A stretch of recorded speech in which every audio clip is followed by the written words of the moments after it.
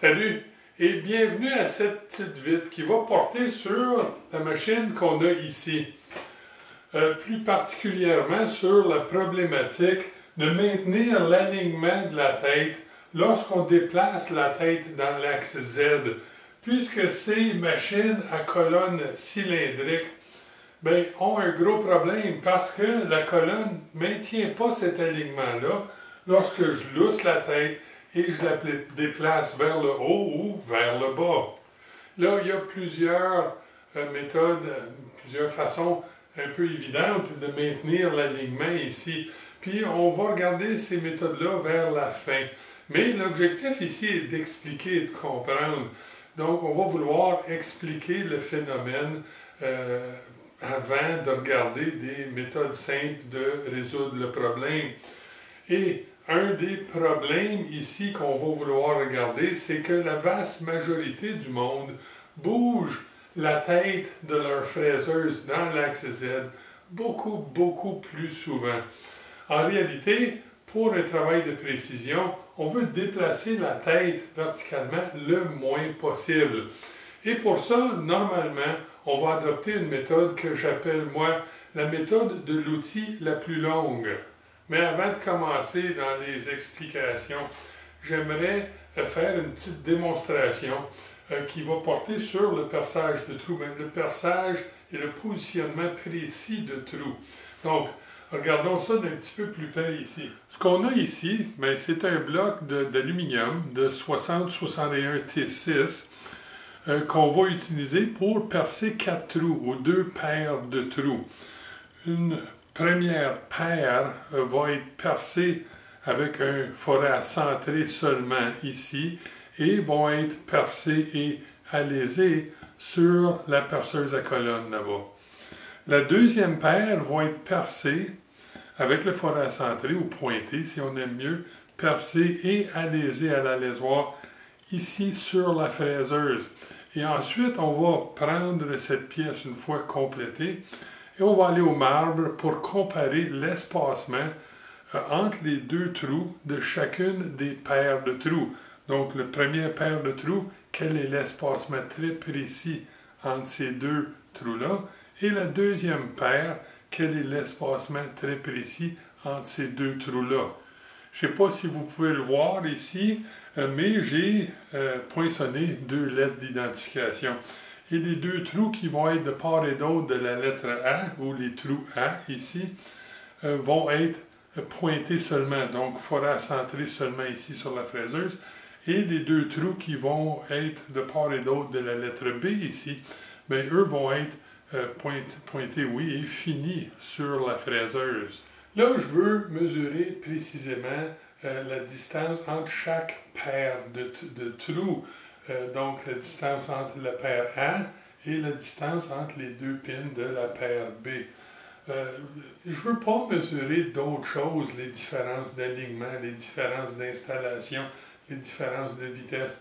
Donc, pour assurer qu'on parte sur un même niveau, j'ai monté, c'est pas quelque chose que je ferais normalement pour travailler sur cette machine-ci, mais j'ai monté notre pièce dans une étau de perceuse. Parce que pour éviter toute la variabilité de l'installation, quand je vais avoir fini de travailler sur la fraiseuse et que je vais me diriger vers la perceuse, je vais amener l'étau au complet avec son installation. Je n'enlèverai pas le bloc de l'étau. Et ça va maintenir une constance. Et pour m'assurer que je parte réellement du même niveau, avant de commencer l'expérience, je vais venir avec la petite fraise qu'on a ici, prendre une très légère coupe à la surface, juste pour s'assurer qu'on est bien plat et bien parallèle.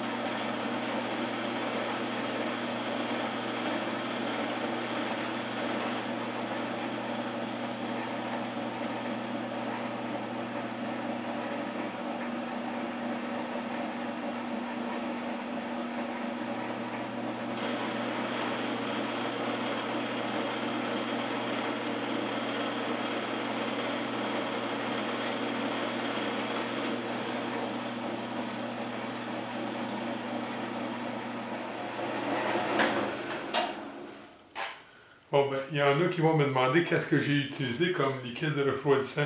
C'est pas tellement un liquide refroidissant comme c'est un lubrifiant. Et comme j'ai déjà mentionné pour l'aluminium, ben, j'utilise souvent quand je fais un petit nombre de pièces, comme c'est le cas ici, ben, un dégraissant, ça marche très bien. C'est pas bon à respirer, donc c'est vraiment pour des petits travaux, quelque chose qu'on ne fait pas souvent ou beaucoup. Et c'est dur sur la machine, fait que quand j'utilise un dégraissant plutôt qu'un liquide de coupe ou un fluide de coupe, bien, je l'applique juste à la surface de la pièce. Je ne veux pas en avoir partout sur ma machine. Bon, là, on va regarder la surface qu'on vient de couper. Bon, on voit encore la lettre B et la lettre A, fait que tant mieux, on a nos lettres d'identification.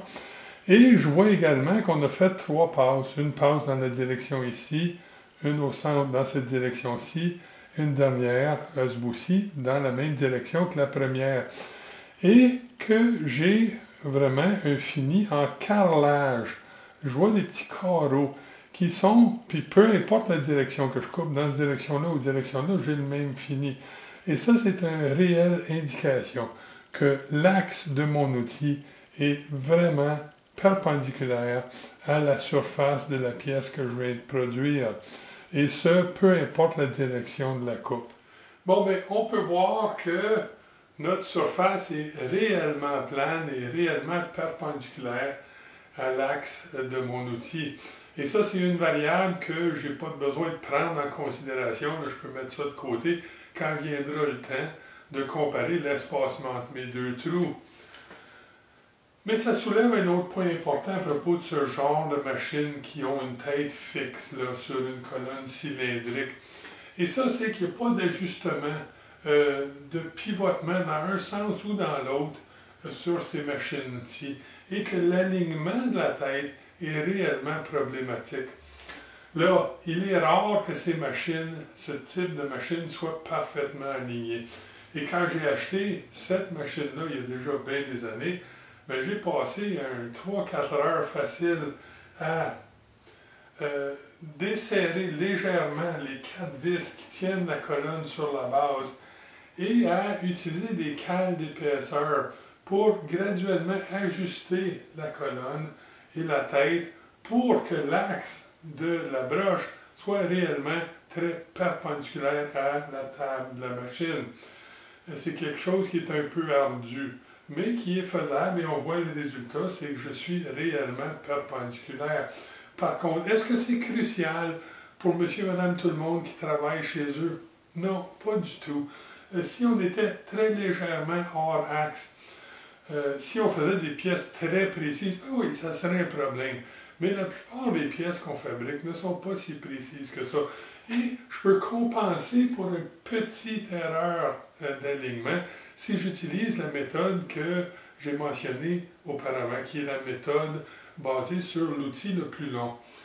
Fait qu'avant de continuer avec la démonstration, allons au tableau voir c'est quoi au juste la méthode de l'outil le plus long. Bon, ce qu'on a ici, c'est la pièce qu'on veut percer, puis j'ai la petite ligne mauve qui décrit cette pièce-là, et j'ai un emplacement ou un endroit où je veux percer un trou. Et l'emplacement va être percé ici, le long de cette ligne rouge pointillée. Les autres lignes, on verra tantôt. J'ai un foret centré et un foret comme tel, qui est évidemment beaucoup plus long. Et normalement, bien, on commencerait par utiliser le foret centré, ce qui est normal. Et je m'installerai pour percer mon trou de départ avec le foret centré. Après avoir percé le trou de centre, bien, j'enlèverai mon foret à centrer et je reculerai l'axe Z pour me donner un peu d'espace pour venir placer mon foret et percer mon trou. Et cette technique-là qu'on vient de décrire, de bouger l'axe Z pour se donner un peu d'espace, mais c'est réellement pas un problème à une condition. C'est que l'axe de rotation de l'outil soit parfaitement perpendiculaire à la surface de la pièce que je veux usiner. Mais c'est-tu un monde parfait, ça, qu'on vit dedans? Et puis, est-ce que ça existe vraiment? Un axe de rotation de broche qui est parfaitement perpendiculaire à la surface qu'on veut usiner?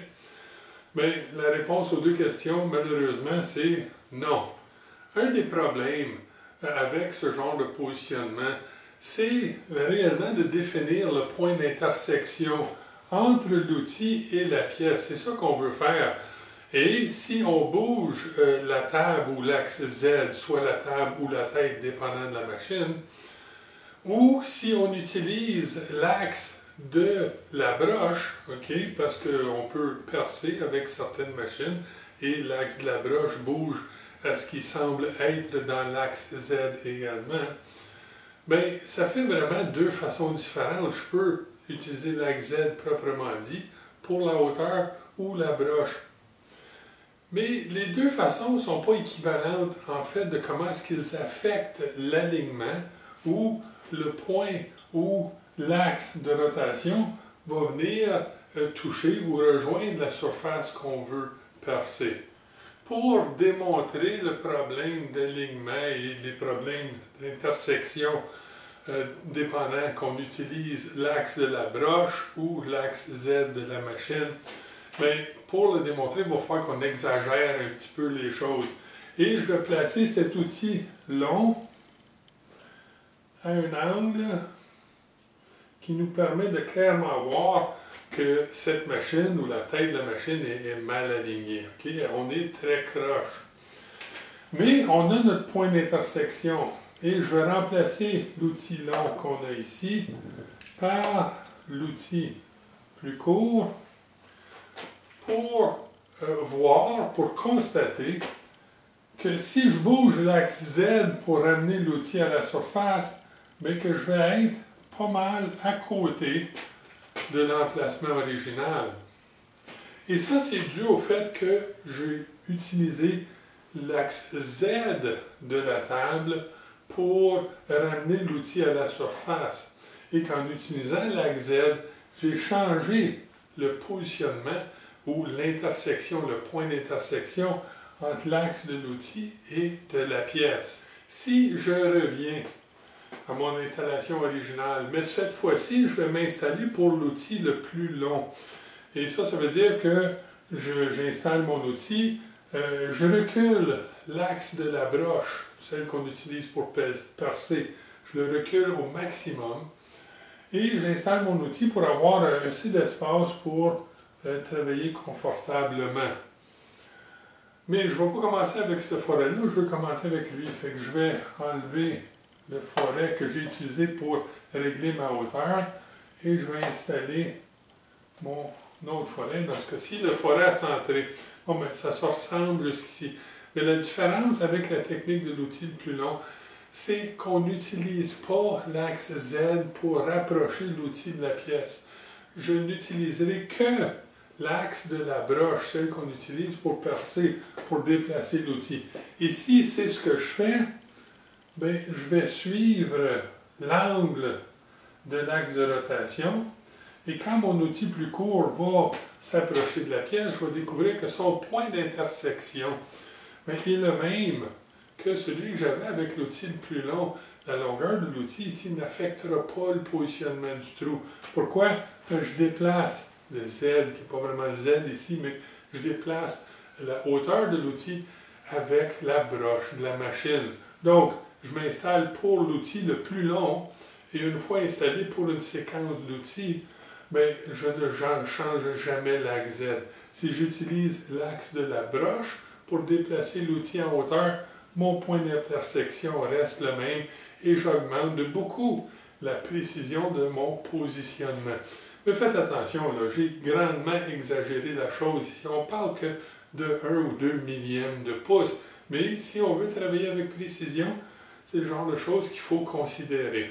Bon, sachant ce qu'on vient de voir, bien, on peut comprendre un peu mieux pourquoi j'ai dit tellement souvent ou tant de fois à mes étudiants que lorsqu'on perce sur une fraiseuse, qu'on préfère utiliser l'axe de la broche de la machine à l'axe Z. C'est toujours mieux d'utiliser la broche pour le perçage.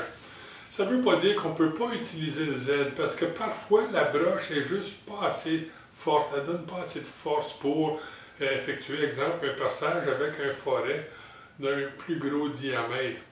Et dans ces cas-là, ben, des fois, on va vouloir utiliser le Z pour appliquer cette force-là sur l'outil.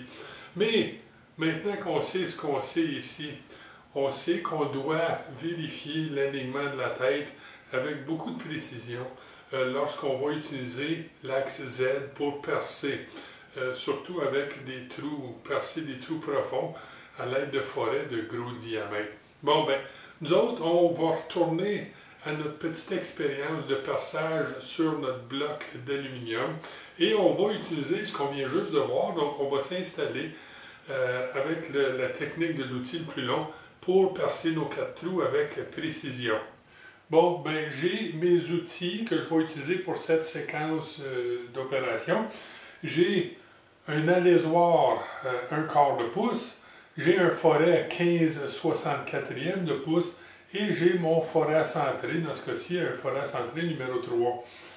La séquence d'opération va être forêt centré, perçage et alaisage, un alaisoir. Mais puisque j'utilise la technique de l'outil le plus long pour mon installation, bien, je vais commencer par installer mon alaisoir, puisque c'est mon outil le plus long. Et pour ça, bien, il va falloir que j'enlève ma fraise et que j'installe mon mandrin porte-forêt.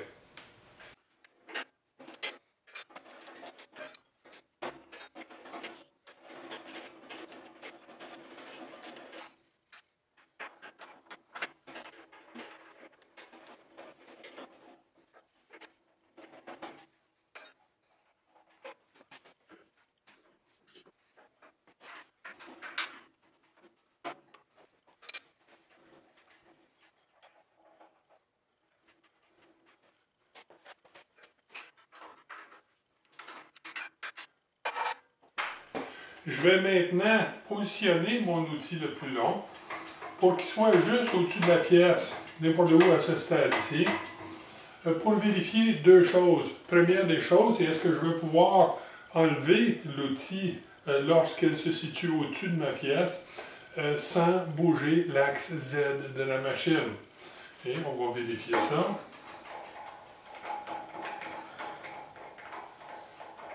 Et oui, j'ai aucun problème pour enlever cet outil-là. Et la deuxième chose que je veux vérifier avant d'installer mon positionnement, c'est est-ce que l'outil le plus court pourra se rendre jusqu'à la surface de la pièce, encore sans ajuster l'axe Z.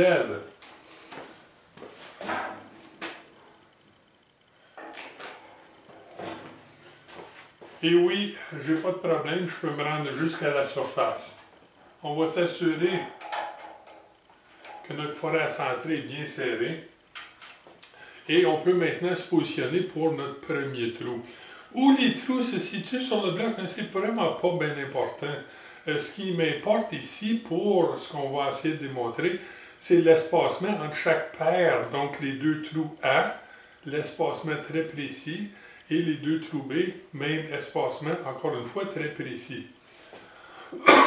Mais, il faut que je m'assure de travailler avec précision. Donc, une fois que je commence à percer les trous, il faut que je maintienne une distance très précise. Donc, je vais vouloir savoir d'où je commence. Et pour ça, lorsque je me positionne pour mon premier trou, même si le positionnement n'est pas précis, il va falloir que je règle ma machine à 0. Fait que je vais me placer pour mon premier trou en bougeant la table vers moi et en bougeant la table vers la droite, ce côté-là. Et je vais me placer au-dessus du trou, donc mon lousse va être repris dans ces directions-là. Une fois que je vais être où je veux être, mais je vais prendre mon morceau de craie et je vais faire une marque entre la table et la semelle ici, transversale. Je vais faire une petite marque et je vais régler mes colliers micrométriques à 0. Et ça va être le point de départ. ça va être mon premier trou qui va être la référence pour les 3 autres trous. Et c'est comme ça que je vais pouvoir bouger et maintenir une certaine précision. Donc, allons-y pour le positionnement.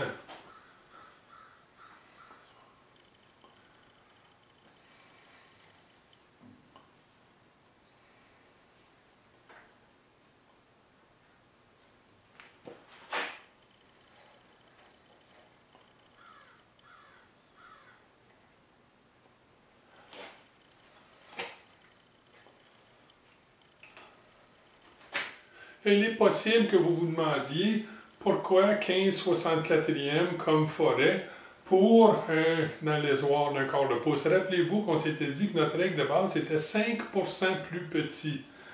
On veut que le forêt de dégrossissage en vue d'un alésage à l'allésoir soit 5% plus petit que le diamètre de l'allésoir.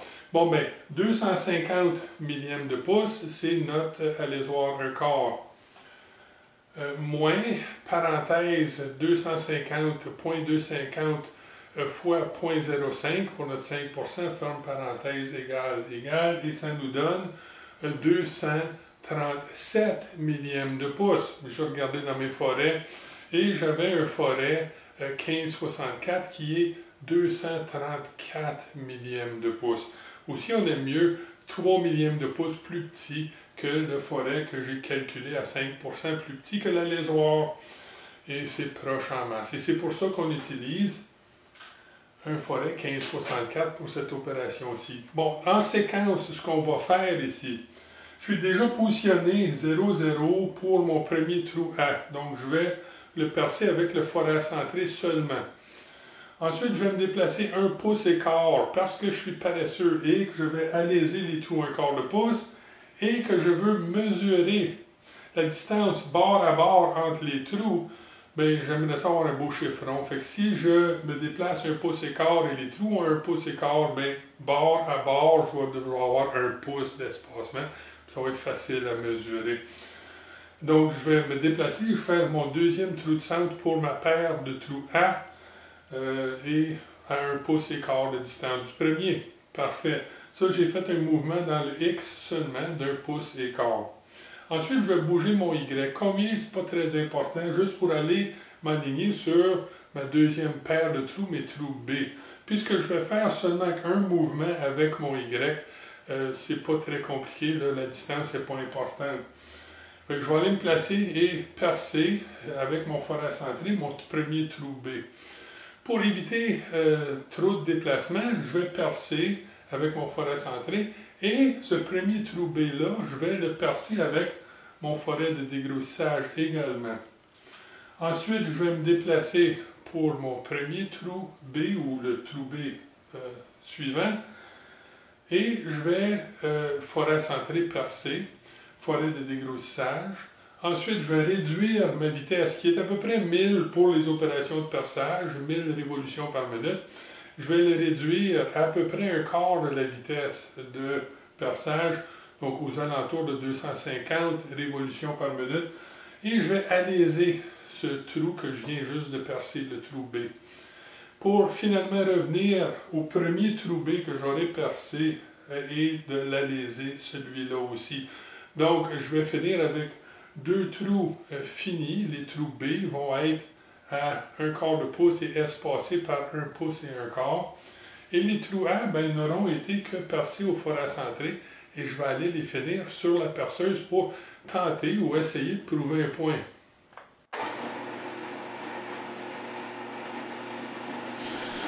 Bon, voilà mon premier trou A, percé avec le forêt centré. J'ai réglé mon zéro à cette position-là. Je vais donc bouger 12 tours et demi. 12 et demi parce que chaque tour égale 100 millièmes de pouce et je veux bouger 1 pouce et 1/4, donc 1 et 1/4 de pouce, donc 12,5 tours. Et voici mon deuxième trou A percé avec le forêt centré. Je suis maintenant prêt à bouger en Y pour aller m'aligner sur mes trous B. Combien? pas vraiment important. C'est mon seul mouvement Y. Je ne reviendrai jamais sur mes trous A. Donc, je ne marquerai pas les glissières et je ne réglerai pas mon cadran à 0. Bon, voilà mon troisième trou percé avec le forêt centré. Je peux maintenant arrêter la machine et interchanger mon forêt à centré numéro 3 pour mon forêt de dégrossissage 15/64e. Je vais percer ce premier trou B, mais je ne l'alaiserai pas parce que pour l'alaisage, je dois changer la vitesse de rotation. Je vais donc suivre dans l'ordre perçage du premier trou B, ensuite déplacement en X, perçage avec forêt centrée du deuxième trou B, perçage dégrossissage du deuxième trou B, alésage du deuxième trou B, puisque j'aurai changé la vitesse de rotation, et un retour en X sur mon premier trou B pour l'alésage final. En réduisant ici le nombre de déplacements entre les trous, j'augmente la probabilité que mes trous soient positionnés avec précision.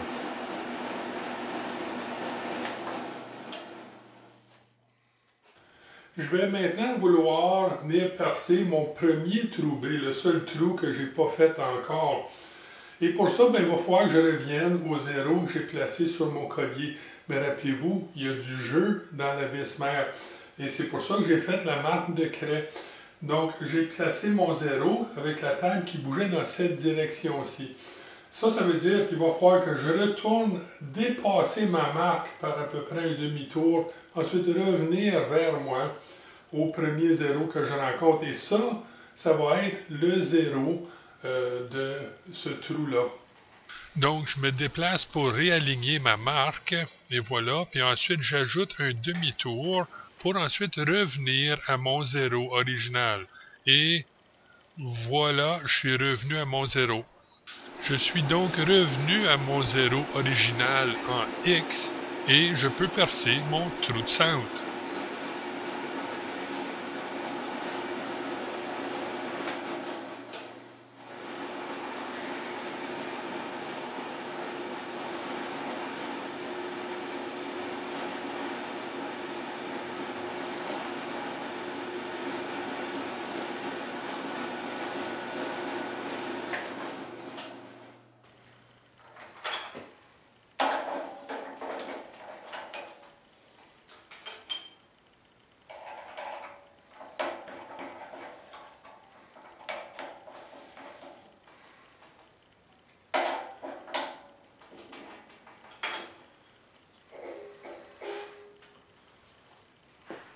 Maintenant, on va vouloir changer la vitesse de rotation pour l'opération d'alésage. On ne veut absolument pas que l'alésoir vibre pendant qu'il coupe.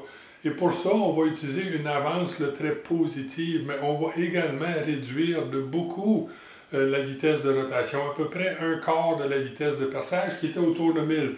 Fait qu'on va baisser notre vitesse de rotation à peu près 250 révolutions par minute.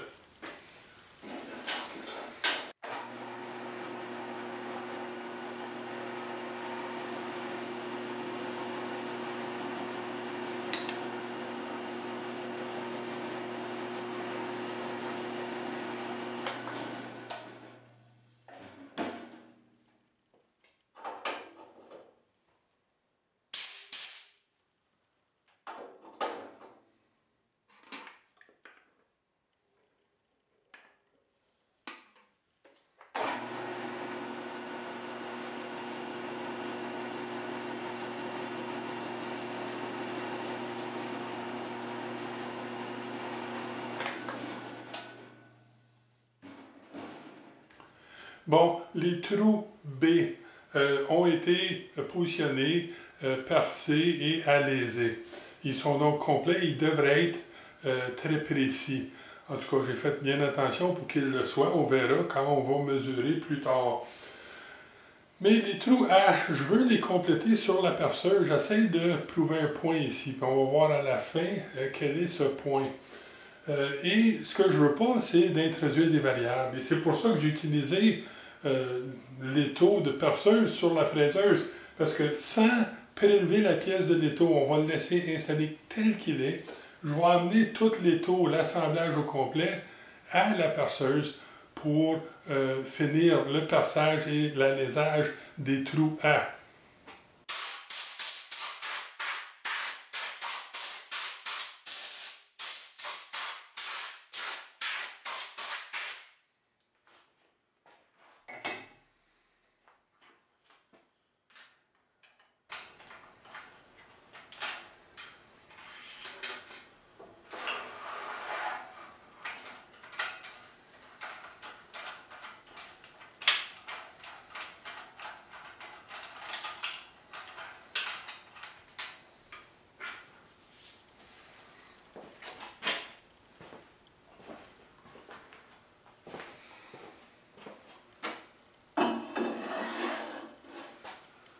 Bon, on est revenu à la perceuse et on pourra ici continuer avec le perçage et l'alésage des trous A. Mais on va faire ça dans la prochaine partie de la vidéo, la partie 2, puisque ça fait à peu près une demi-heure, puis honnêtement, c'est assez pour aujourd'hui. J'ai pas réfléchi plus qu'il fallait quand j'ai donné un nom à la série de vidéos, puis en les appelant les petites vites. T'sais, dans ma tête, je me disais, réponse rapide à des questions des personnes qui regardent mes vidéos. Et puis clairement, la vidéo d'aujourd'hui va être bien plus qu'une heure en durée, donc on va le couper en deux. Puis je pense que c'est mieux comme ça. Donc dans la prochaine vidéo, on pourra finir la démonstration qu'on est en train de faire ici. Regarder des approches pour maintenir l'alignement de la tête sur les fraiseuses à colonne ronde et finalement adopter ou définir une approche globale aux problèmes qui sont posés par ce genre de machine. Donc, d'ici là, amusez-vous, soyez prudents et, comme toujours, bon usinage!